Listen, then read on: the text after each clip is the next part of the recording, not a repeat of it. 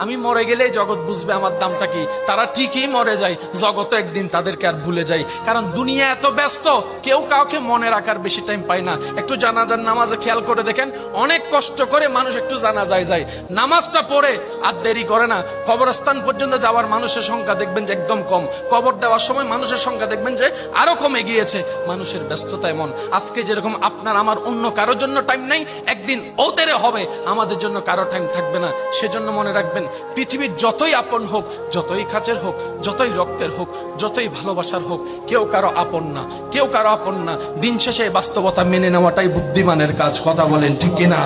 সময় আসলে আপনরাও চোখ উল্টাইতে 2 মিনিট করে না।